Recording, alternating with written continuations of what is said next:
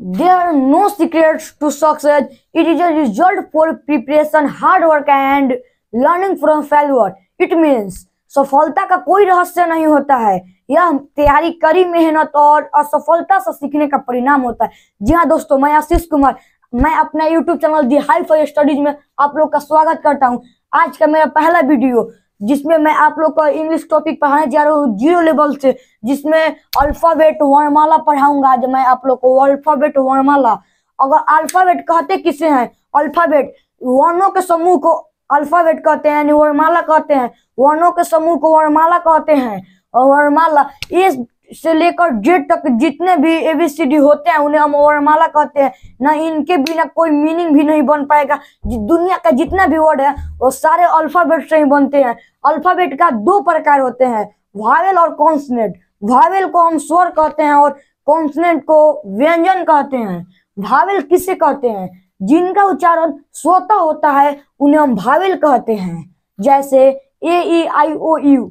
मान लिया जाए कि वावेल 5 ही क्यों होते हैं, 5 ही क्यों होते हैं, अन्यथा B C D F I मतलब जितने बच्चे वो क्यों नहीं होता है? मतलब जिनका उच्चारण स्वतः यानी ए है, तो ए का उच्चारण देखिए यहाँ पर स्वतः ए का उच्चारण आप करेंगे तो ए ही आ रहा है, और ई का उच्चारण कर रहे हैं तो ई आ रहा है, और आई का आई, और ओ का ओ, और ई का यू, और यहाँ पर अगर दूसरे करेंगे बी कर रहे हैं तो बी का आ जा रहा है, इसमें व्यंजन भी आ जा रहा है। इसलिए स्वरों का मतलब उच्चारण करते हैं तो उनमें स्वर ही आता है। अब इसका दूसरा प्रकार कॉन्सोनेंट है।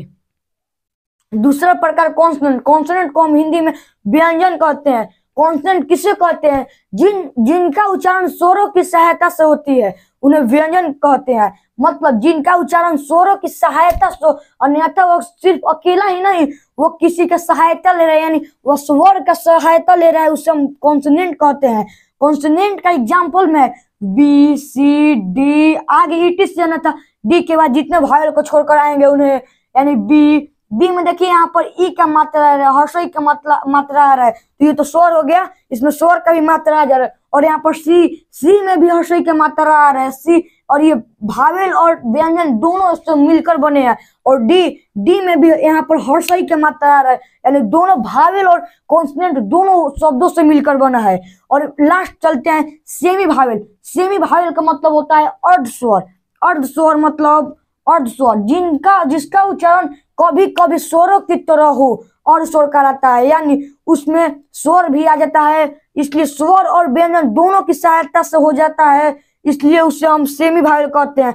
जैसे जिसका उच्चारण कभी कभी स्वरों की तरह हो और स्वर कहलाता है, जैसे डब्ल्यू और वाई। डब्ल्यू और वाई में एग्जाम्पल है, डब्ल्यू और वाई को हम यहाँ पर ओमेन एग्जाम्पल में ले रहे हैं, ओमेन, और इसको हम हिंदी में लिख रहे हैं तो ओमेन,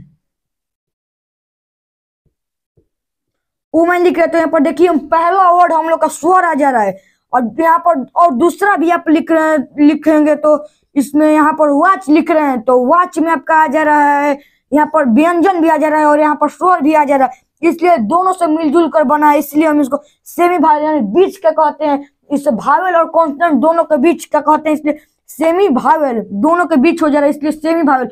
और ईयर में भी हो जा रहा है, ईयर में भी आप इसका हिंदी लिख रहे हैं ईयर, तो ईयर का आप हिंदी लिख रहे हैं तो ईयर, इसमें भी पहला अच्छा स्वर आ जा रहा है, और इधर व्यंजन भी है, यानी दोनों से मिलकर बना है, और इसका पहला वर्ड मतलब कि स्वर हो जा रहा है। दूसरे याक लिखेंगे तो उसमें आपका आ जाएगा व्यंजन। इतना ही कहकर मैं आपको जिनको स्क्रीनशॉट लेना है वो ले सकते हैं।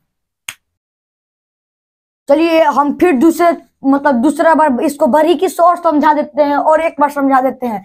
अल्फाबेट यानी वर्णमाला। जैसे मोतियों को माला है, मोतीमाला कहता है। जैसे चाबियों का गुच्छा, मतलब जैसे ही होता है वैसे ही वर्णों के समूह को वर्णमाला कहते हैं। वर्ण, यह भी एक तरह से वर्ण यानी मोतियों जैसा हो कि मोती के जैसा, इसको भी कहते हैं, यह भी वर्णमाला हो गया।